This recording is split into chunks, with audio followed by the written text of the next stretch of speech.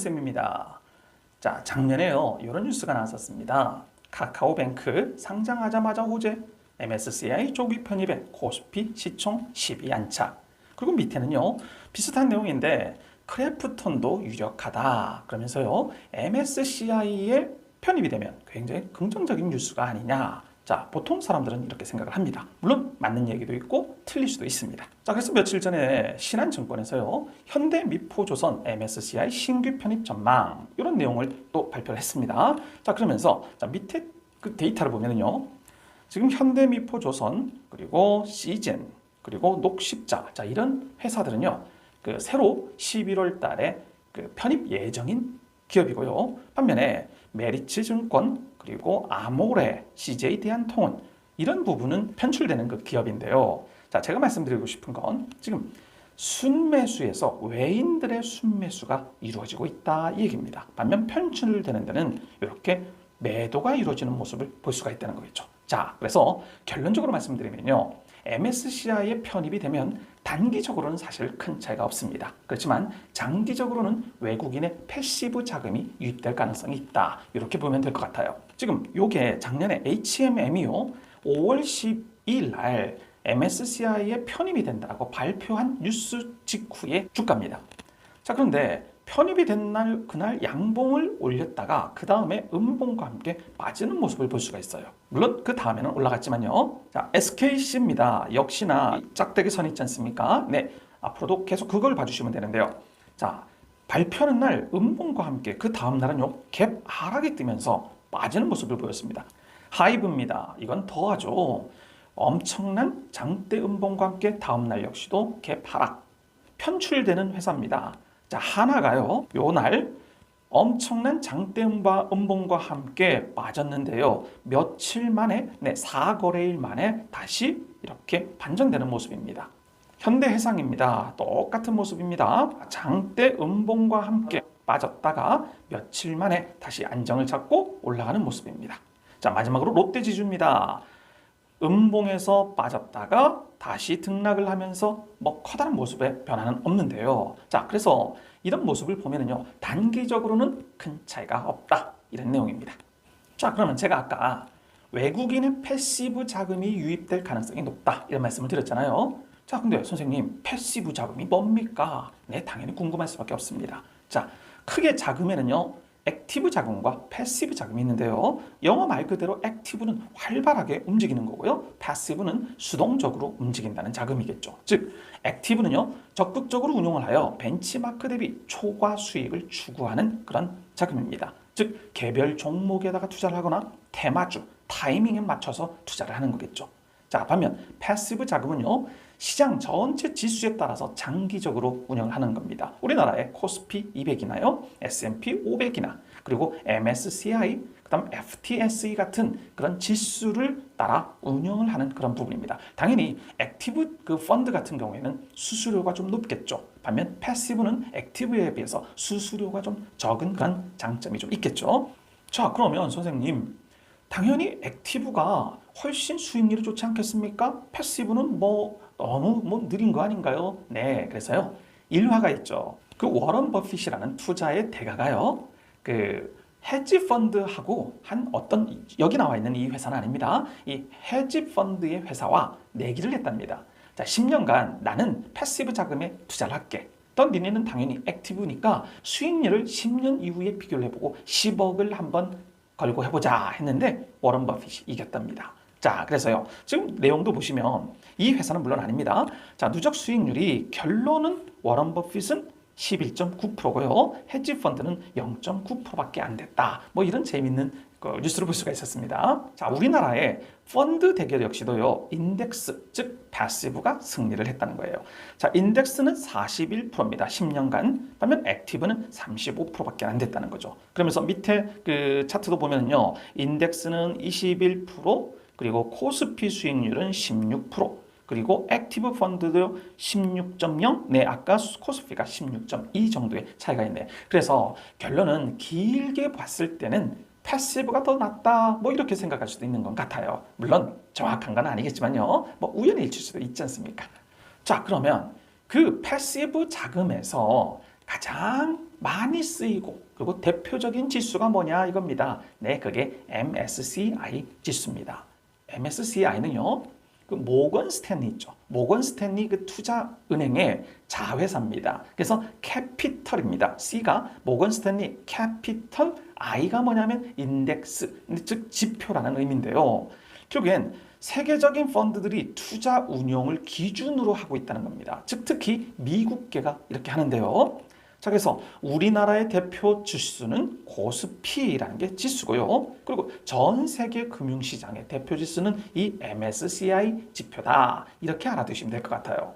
지난 6월 달에 우리 MSCI에 드디어 선진국에도 한번 진입을 하느냐라고 해서 전 국민들이 막 기대를 하면서 했는데 결국에는 또 안 돼버렸지 않습니까? 자, 그래서 뭐 네 번째 도전인데 깜깜했다. 뭐 이런 불발 뉴스가 나왔었는데요. 그 MSCI 지수는 그럼 어떻게 지수를 산출하느냐 이겁니다. 각국 시장의 전체 시가총액의 60%를 반영하는 종목을 선정한 다음에 그리고 나서 이 종목들의 시가총액을 합산해서 구해내는 거겠죠. 이렇게 MSCI는요, 선진국, 즉 Developed Market, 그리고 Emerging Market, 신흥국을 줄임말이죠. 즉 DM과 EM으로 나눠지는데요. 자, 보통 요게 이 MSCI가 중요한 이유가요, 미국계 펀드의 95% 정도가 참조를 한답니다. 그래서 그게 달러로는요 16조 달러, 우리나라 따지면요 2경, 아이고 저는 세지도 못하겠습니다. 즉 2경에 가까운 펀드가요 이 MSCI를 참조를 한다는 거예요. 뭐 들어가 있는 건 아니고요, 이 MSCI의 그 지수를 추종을 하고 그리고 참조를 하고 있다는 얘기죠. 자, 그러면서 총 그 MSCI 미국, 유럽 같은 선진국의 23개국이 있고요. 그리고 아시아, 중남미 같은 28개의 그 신흥시장으로 나눠져 있는데, 자, 우리나라는 이렇게 그 EM 지수에 들어가 있습니다. 자, 그런데 조금 여기 안 맞는 게요, 그 MSCI하고 더불어 3대 지수라고 뽑히는 게 FTSE라는 지표와요. 그리고 여러분이 잘 알고 있는 S&P 글로벌 지수는 우리나라를 이 신흥국으로 잡지 않고 선진국으로 잡고 있다는 거예요. 자, 그래서 조금 MSCI하고는 차이가 있습니다. 골드만삭스가 이런 리포트를 내놨습니다. 자, 한국이 24년 MSCI 선진 지수 편입이 되면 코스피 35%가 상승을 한다. 그러면서 뭐 4,500까지 가야 되고 뭐 이런 내용이 나왔는데, 물론 두고 봐야 되겠죠.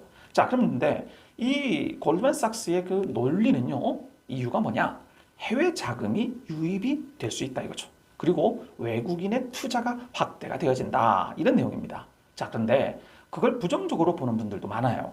특히 그 역으로 그 편입이 되다 보면은, 선진국의 편입이 되다 보면 역으로 투자 자금이 순유출될 가능성도 있고요. 그리고 환투기 세력의 놀이터로 전락할 수도 있다, 이 내용입니다. 왜 그런 얘기를 하고 있는지를 이유를 한번 찾아보겠습니다. 자, 우리나라가 선진국 시장에 실패를 하는 이유를 간략하게 두 종류로 만들어 보면요. 첫 번째는 외환 시장의 거래 시간이요 제한적이라는 거예요.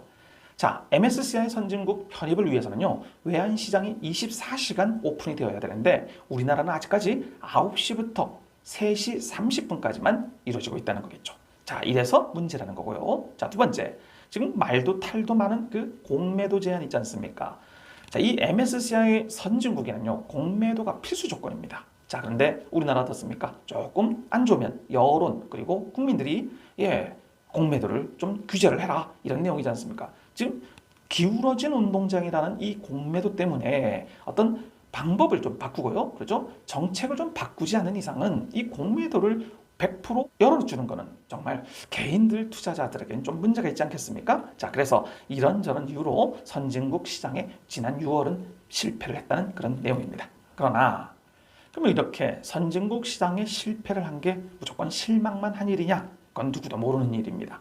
요게 지금 저희 나라가 속해 있는 MSCI 신흥국 지수입니다. 자, 여기서 보시면 우리나라의 그 신흥국에 있는 포션이요, 요 초록색입니다. 11.73, 네, 11.73%가 이 신흥국 지수에 저희들이 들어가 있는 거예요. 자, 숫자는 조금 기억을 좀 해두시고요. 자, 반면 선진국 지수에 들어가 있는요, 자, 전체 지금 미국이 68.77%입니다. 그리고 뭐 유나이티드 킹덤, 재팬, 그리고 캐나다 들어가 있지 않습니까? 즉 우리나라가 이 선진국에 들어가면요, others, 즉 14.08 속에 들어가 있는 others에 들어갈 수밖에 없다는 거겠죠. 자, 선진국 지수의 그 국가별 비중입니다. MSCI에서는 아까 우리가 들어가면 기타 부분에 들어가지 않습니까? 그럼 우리가 만약에 그 기타에서도 과연 어느 정도로 들어갈 거냐라고 예측을 하는 겁니다. 그 예측을 하는데 FTSE에는 이미 저희들이 선진국에 들어가 있지 않습니까? 그래서 그거를 비교를 해보자면 우리나라 대한민국은 1.53%만 들어갈 수밖에 없다는 거죠. 자, 그러면 그거를 제가 한번 계산을 한번 해봤습니다. 우리가 신흥국에서 편출이 되었을 때 그러면 외국인 자본이 어떻게 되느냐 이겁니다. 패시브 자금이 자, 전체 패시브 자금이 보통 2조 4천억 정도가 되는데요.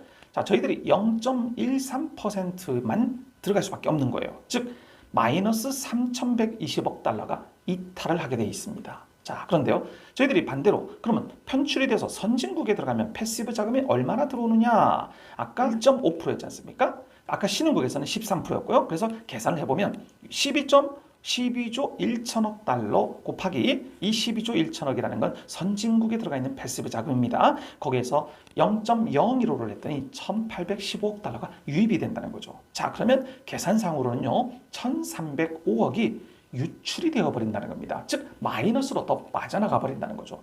그런데 계산상으로는 이런데요, 국가에서 발표하기는요, 산업은행이었나요? 하여튼 발표하기로는 분명히 긍정적인 효과가 있다, 이런 내용이지 않습니까? 그러나 아마 밑에 제가 써놓은 것처럼요, 부수적인 수입을 합산한 게 아니냐. 예를 들어서 그 효과 있지 않습니까? 국제회의를 자주 열고 그리고 월드컵, 올림픽 같은 이런 효과하고 비슷한 그런 효과를 합쳐놓은 게 아닌가라고 저는 생각이 듭니다. 그건 모르겠습니다만은 이 MSCI가요, 1년에 몇 번씩 바꿉니다. 즉 교체를 하는 그런 부분이 있는데요.